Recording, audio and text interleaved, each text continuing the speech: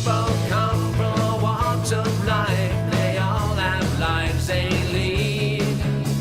Any and all are welcome here to come and chat with me. Hello everyone, welcome to the show. As a rule, I am really uncomfortable approaching people I don't know or people I don't know that well. However, with doing this show, it's kind of changed that a little bit. I went to hear our guest speak and I thought, wow, this guy's really interesting. I'd like to invite him on the show.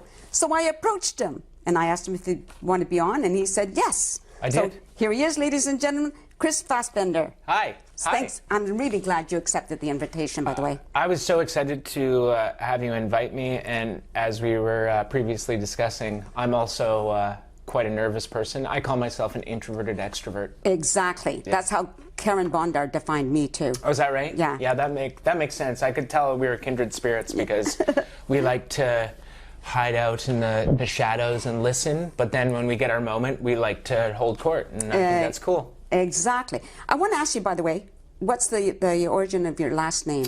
Fassbender is German. Oh, it is, eh? So it's there's a very famous German weirdo director named Rainer Werner Fassbender. Right. And some say that my family is related somewhat, but our names are actually spelled differently. Okay.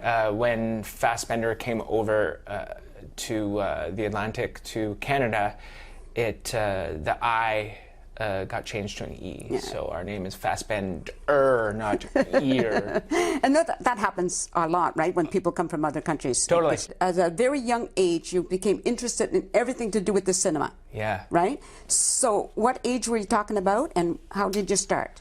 Well, you know, cinema, it was very young, like in my single-digit years. Oh, okay. Because it was kind of the relationship. I didn't live with my dad, but the relationship I did have with my dad was one where my dad was in his 20s, and maybe he was introducing me as a child to things that were a little bit beyond my understanding. Mm-hmm. And but I guess as we watched visually, I was kind of taken by the medium, and then I recall moreover going to a show, like a stage show, with my dad, right, when I was 12 years old, and subsequently became my friend, this woman named Andrea House, this amazing singer. She's a folk singer now, but she was doing this musical, and she did her 11 o'clock number, the big number at the end of the show.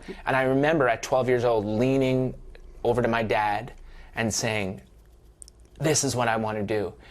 And literally the next year, I was on the same stage. I'd gotten myself into the professional theater world. Right. Like somehow I just made it my goal, and I was like, I'm going to do this. Now I was just like a little ad cast kid in a professional play, but right. But I literally was just inspired in the moment, and a year later it made it happen. That is so cool. And it's all gone downhill from there. No, I know that's not true. I just have a list of some of the things that you do. You do video editing? Mainly, right? now, yeah. Yeah. Now, I know you're on a project currently, right? Yeah. Although by the time this airs, you'll be finished that project, I'm sure. Yeah, well, in fact, the project is delivered. It's going to be on CBC Documentary Channel in the spring. It's called Who Farted? Right. It's an environmental feature film, environmental documentary feature film. So this is your project, your own project? Mm-mm. It's a project that was started 10 years ago by a guy who eventually made it here to Chilliwack, moved to Chilliwack. Okay. He's the director, the co-director and producer. His name is Nick Sheehan, and his production company is called Cell Production. But he got the funding all started, and then moved to Chilliwack in the midst of that, and literally produced this whole film from Chilliwack. And I ended up getting the job. I got the job I was in India, and I answered an email in India wondering, of all the times for this really cool job to be posted in my home community of Chilliwack, that I know that I'm probably the most qualified to get. And here I am in India for the next 2 months. And I thought, well, they're probably going to be done by the time I got home. And it literally just all fell like a roller coaster. Like, I emailed him, I showed him my demo. He said, when are you coming back? I said, I'm coming back at such and such date. And he was like, oh my goodness, that's when I need you. So it just kind of started. And then I met all of you guys and the community of Chilliwack, and went, oh, wow, look at all this great work that's happening. And I want to be involved in all of it. Me too. It's exciting. Stay tuned. We'll be right back. I wanna know all about you, your life's a story.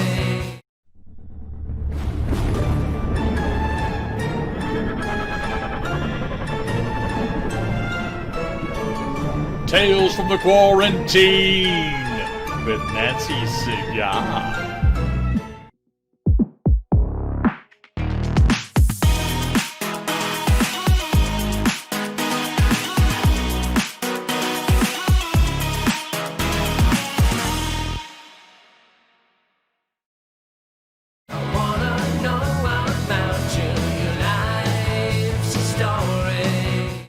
We're back, and I'm sitting here with Chris Fassbender. So we were just talking about off camera, your acting jobs that you've had, or how you got into performing. Are you still doing acting? I'm still an actor. I'd still call myself an actor. I'll go to an audition. I'm just not seeking it out. It's not. It's where it once was all important. You know, if I get to act again, then great. If I don't, then there's lots of other stuff for me to be doing. Absolutely. Yeah. I forgot to ask you how you got into video editing to begin with. Yeah, it was my dad, who's also a filmmaker. He suggested this place called the Maine Media Workshop in Maine, in the United States. He had talked to a friend of his who had been there in the 70s. I thought, oh, you know, I'd always thought about directing. And my dad talked me out of directing. He said, guess what, Chris? Everybody wants to be a director. He said, there's not a lot of people who are specifically editing. And he convinced me. He said, like, just like specialize in something. Then I went to school, and I hate talking about myself in positive ways. But I got to work with these amazing editors, one of them being this man named Don Cambern, who like even got nominated for Academy Awards, and like he a really amazing editor. And he just took a shine to me. And then I realized, oh, maybe I'm good at this. And I realized all the work that I had done with my acting, which I thought, this is worthless now. 20 years just out the window. And I went, oh no, it's all good stuff. Like, it all lends to, I could take a performance of an actor that maybe wasn't great, and I could edit it into something really good. And my teacher recognized that, and he went, you should do this. And so I came home with a lot of confidence from school and decided, yeah, okay, my dad was right. I'm going to go hunting for that. Having more skills in this industry, I mean, you know it, even as an actor, you can add skills, and you just get more work. Yeah. The more you can do, the more work you're going to get, in the arts especially. Like, tell me about Yellow House Studio. Before I even found my partner, he's an engineer named Sonny Rosa. He lives in Chilliwack as well. He's an amazing person and really talented. But before I met him, my inclination was to create like a boys and girls club. A place where like you could become a boy or a girl when you go up there and make art or play music or play games. Like, it was just going to be a place for the community to like be and create, and we decided to monetize it and turn it into our job. And I'll tell you in about a year if that goes well. Well, if not that, I can just see it though, even if it, I don't mean it that way. I'm thinking it will go well, but I'm just thinking that if it doesn't, you're just going to morph into something else. Exactly. Right? It just keeps happening, though, right? That's life, though. Yeah, of course. And then when you're interested in something, and because you have that kind of wide range of abilities, like, because I know you do sound editing as well as film, video editing, and so you have all of that. So you have all these So important these days. It's why I think that I'm getting the calls now. Like, for instance, the documentary project that I'm working on, full feature film, CBC documentary channel, like big project, and they asked me to do some things, and I just said yes. I just went, yes, I'll do it. And my boss really likes it too, because it's all in-house now. We can like sit in his office and work on so many different aspects of the film, whether it's like the literal film we're working on, the marketing of the film, the devising of like how things will be printed, right. or the, you know, like just stuff like that, where if I say no, then they just farm it out to somebody else. For sure. And they get that money. Yeah. And now I get the money if I just say yes and add to my skill set.